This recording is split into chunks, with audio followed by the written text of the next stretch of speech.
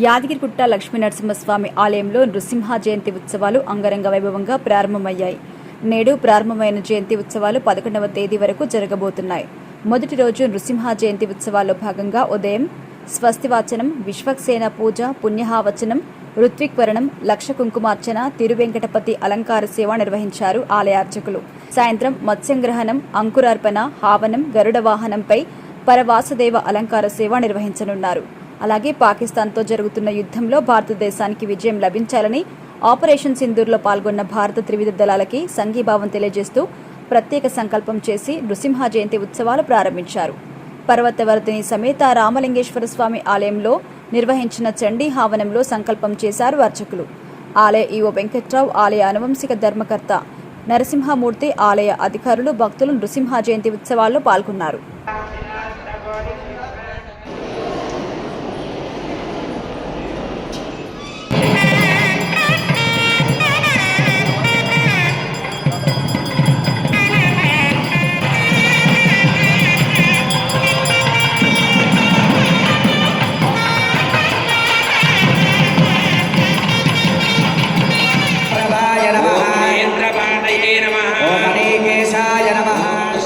युद्धभय निवारणार्थं सिन्धूर्नामं महाप्रयोगं निर्विघ्न परसमावाप्यर्थं सैन्यानां परिरक्षणपूर्वक विश्वशान्त्यर्थं श्री स्वामिनः महालक्ष्मी कैंकर्यरूपं सपादात्मक लक्ष कुंकुमार्चन कैंकर्यम दिव्यगणाधिपतीनां संगीतसमन्वयाय श्रीमते विश्वक्सेनाय श्रीमते विश्वक्सेनाय नमः। कुंकुमादि परिमल द्रव्याणि समर्पयामि। श्रीमते विश्वक्सेनाय नमः। श्री पुष्पाणि समर्पयामि।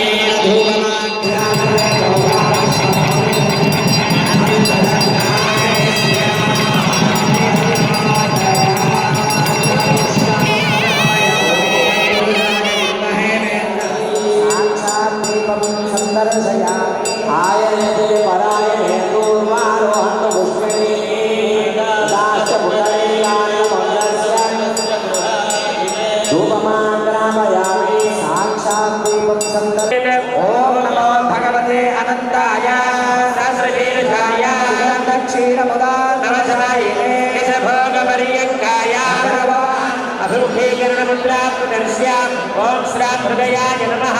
ओम श्रीं सरिते स्वाहा। ओम श्रीं शिखायै वचन। ओम श्रीं कवचाय हुं।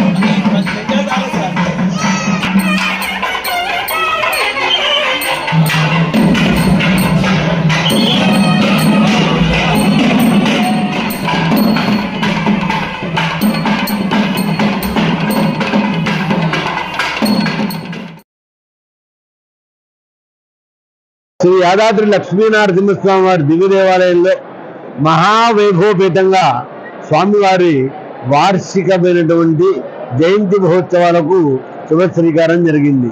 ఈ సందర్భంగా గతంలో కంటే కూడా మహావైభవాలతో ఈ ఉత్సవాన్ని మా కార్యనిర్వహణాధికారి గారు వెంకట్రావు గారి యొక్క ఔదార్యంతో, మా ధర్మాధ్యక్షులు భాస్కరాడి నరసింహమూర్తి గారి యొక్క ధర్మాధ్యక్షతలో, మా ప్రధాన అర్చకత్వంలో మహావైభవంగా శుభ శ్రీకారం చేయబడింది. ఈ ఉత్సవాలలో అలంకార వైదుష్యము, మూలమంత్ర మూర్తిమంత్ర హోమాలు, జపాలు, పారాయణాలు ఇవన్నీ యథాప్రకారం విశేషంగా కొనసాగుతాయి. ప్రత్యేకంగా ఈరోజు స్వామివారికి తిరువేంకటపతిగా అలంకరింపజేసి పురపాటు సేవ గావించడం జరుగుతుంది. సాయంకాలం గరుడ వాహనంలో వైకుంఠవాసుడిగా స్వామి దర్శనాన్ని భక్తులకు కటాక్షిస్తారు. ఎప్పట్లాగా కాకుండా ఇప్పుడు ప్రస్తుతం మనం యుద్ధ భయభ్రాంతి వాతావరణంలో ఉన్నాం.